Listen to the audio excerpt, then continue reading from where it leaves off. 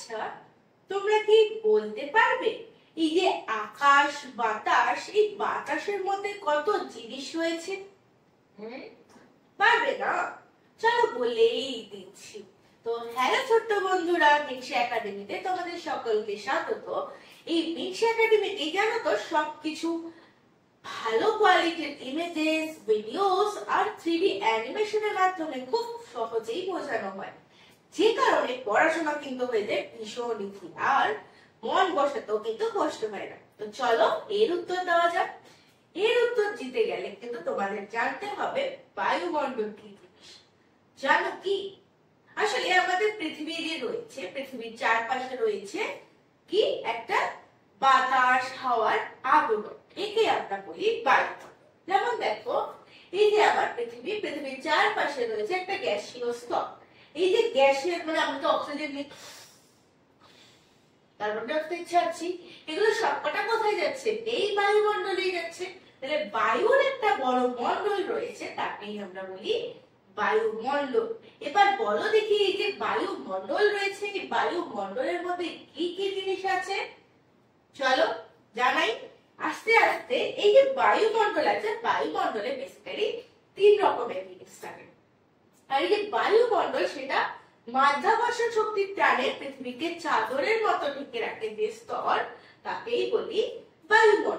ঠিক আছে, এবার এই যে বায়ুমণ্ডলের বিভিন্ন স্তরে কি কি জিনিস আছে চলো দেখা যাক। বায়ুমণ্ডল কথাটা আগে মানে জানি, তাহলে আমাদের মনে রাখা ভীষণ সহজ হবে। বায়ুমণ্ডল কাকে বলে? অ্যাটমস। অ্যাটমস কথাটার মানে হচ্ছে যে কোনো রকম গ্যাস, আর স্পেরিয়ার কথার মানে হচ্ছে বলয়। তাহলে গ্যাসের যে বলয় তাকে বলবো অ্যাটমসফিয়ার। একসাথে বলছি অ্যাটমসফিয়ার। কি মনে রাখা এবার সহজ হবে তো? শুধু তাই নয়, আমাদের এই বায়ুমণ্ডলে রয়েছে প্রচুর রকমের গ্যাস।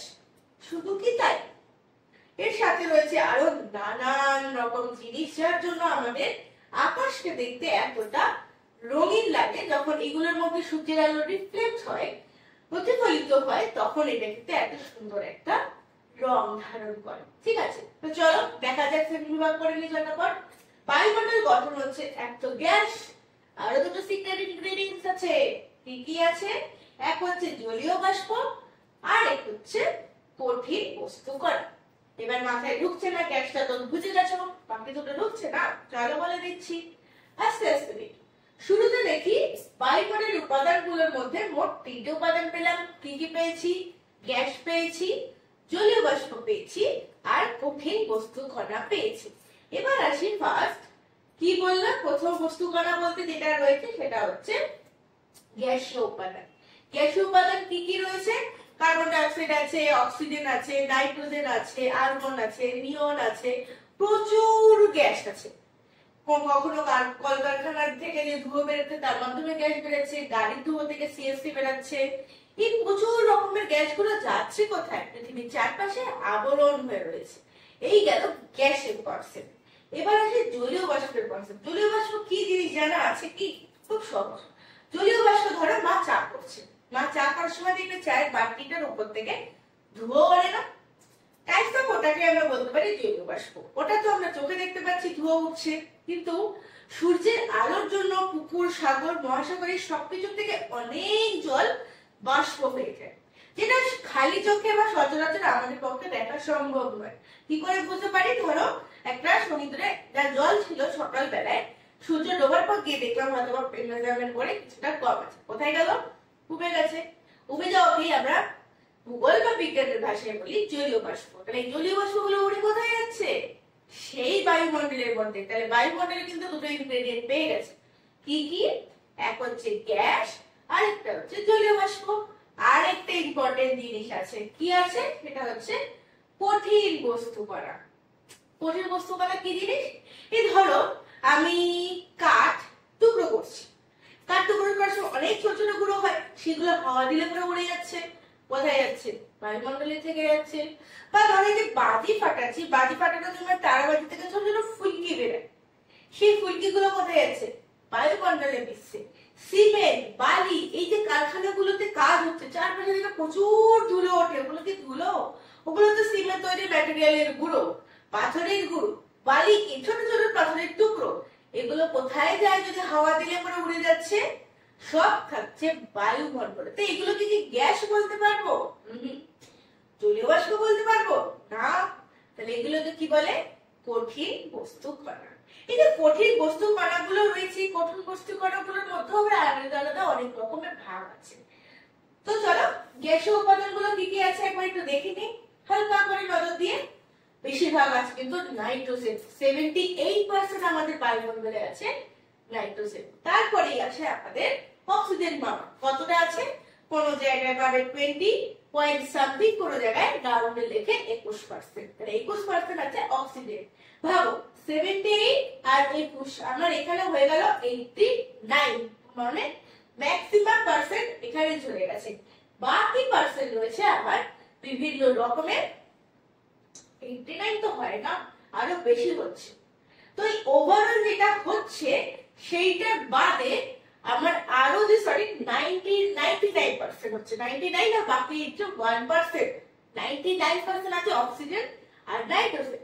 বাকিটা রয়েছে আমার বাকি আর্গন আছে, নিয়ন আছে, প্রচুর রকমের অক্সাইড আছে, সবকিছু থাকছে 1%। তাহলে বুঝতে পারছো বায়ুমণ্ডলের সব থেকে বেশি কি থাকে? এবার দেখে নাও সবার পার্সেন্টেজ গুলো। Nitrogen, oxygen, argon, carbon die oxide, নিয়ন, হিলিয়াম, মিথেন আর ক্রিপ্টন। হিলিয়াম হচ্ছে সব থেকে হালকা এবং বায়ুমণ্ডলের সব থেকে বেশি উঁচু স্তর অব্দি আমরা হিলিয়াম গ্যাস দেখতে পাই। হিলিয়াম আর হাইড্রোজেন গ্যাস। হিলিয়াম গ্যাস কিন্তু তুমিও দেখেছো, দুর্গাপুজোর সময় একটা বেলুন ফোড়ায়, ফাটাই বা কি? অনেক বেলুন আছে যেগুলো দড়ি দিয়ে বেঁধে দিলে হাওয়ায় ছাড়াই এমনি ওপর দিকে উঠতে থাকে, সেগুলোতে কিন্তু এই হিলিয়াম গ্যাস ভরা হয়। যেহেতু হালকা হয় তাই নিজের থেকে বেলুনটাকে টান দিয়ে উপরে তুলে রাখে। জানা ছিল কি?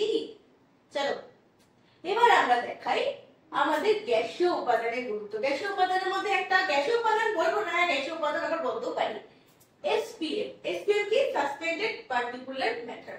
বেসিক্যালি বায়ুমণ্ডলে যেসব গ্যাস আর যেসব তরল পদার্থ থাকে, মানে জলীয় বাষ্প থাকছে, সেগুলোকে আমরা বলছি সাসপেন্ডেড পার্টিকেল ম্যাটার।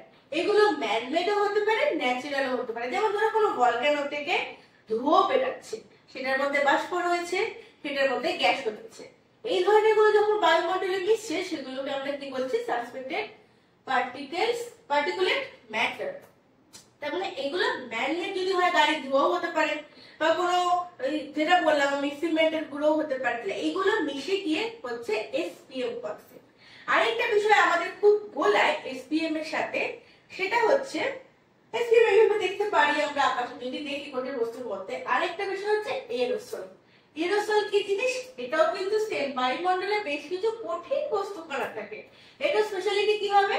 এতে গ্যাস থাকছে, এতে তরল পদার্থ থাকছে বলতেও পারি, আর থাকছে কঠিন, যেটা কিন্তু সাসপেন্ডেড এর ক্ষেত্রে থাকছে না। এসপিএম এর ক্ষেত্রে কিন্তু কোনো সলিড ম্যাটেরিয়াল থাকে না, কিন্তু এই যে আমাদের এরোসল, এতে সলিড ম্যাটেরিয়াল থাকে। আর স্পেশালিটি কি?